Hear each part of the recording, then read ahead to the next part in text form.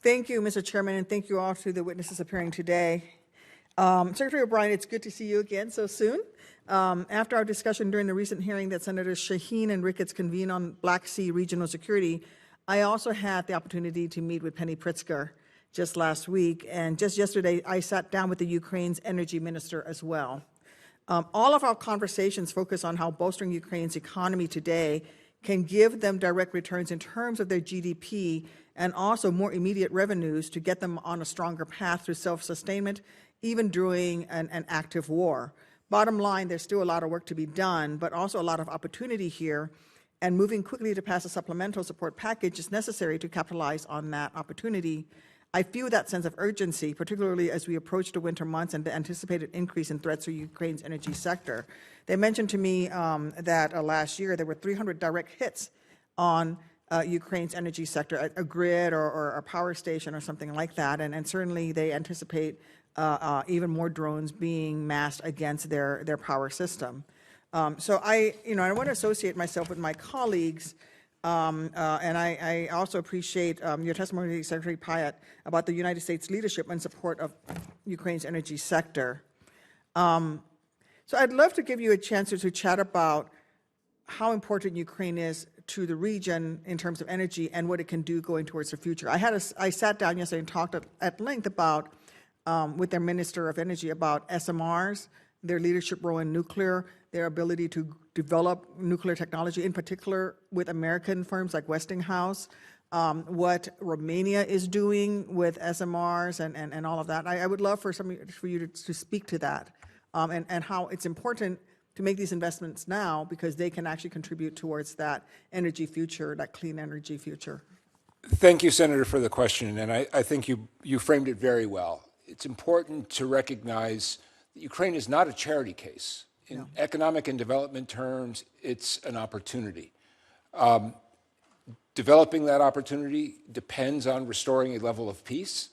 But as we look to the future, you're going to have a Europe which has decoupled from Russian energy supplies, which means that there's a hole of about 130 BCM per year in energy supply that Europe is going to have to fill.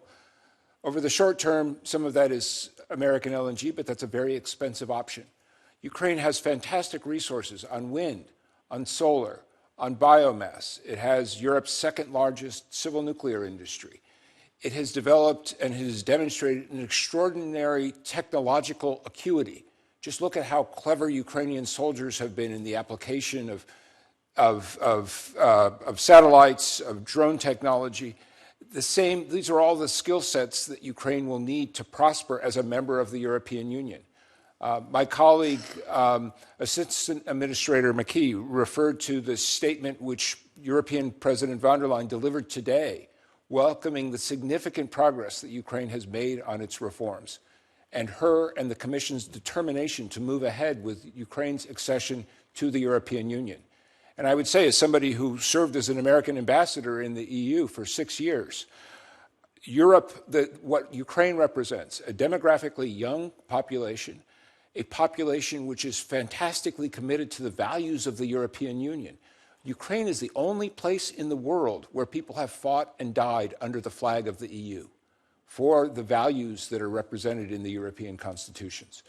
So I think the investments and the leadership that Secretary Pritzker is providing to help our companies and companies around the world begin to make plans for the day after and to work with the Ukrainians to keep pushing forward the reforms which are fundamental to creating the environment where American energy companies, renewable energy companies can come into Ukraine, where we can use Ukraine to help to fill the huge challenges that our global supply chain faces. Ukraine, in the Soviet Union, Ukraine was the center of Soviet metallurgy, the center of Soviet petrochemicals industries. All of those latent skills are still there.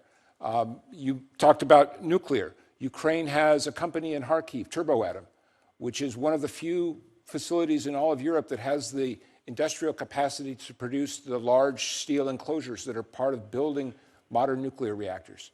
So I applaud your focus on this, and I know I speak for all three of us in how systematically we're focused on trying to lay the foundation for that better future that the Ukrainian people so richly deserve. Thank you. I'm out of time. Thank you, Mr. Chairman.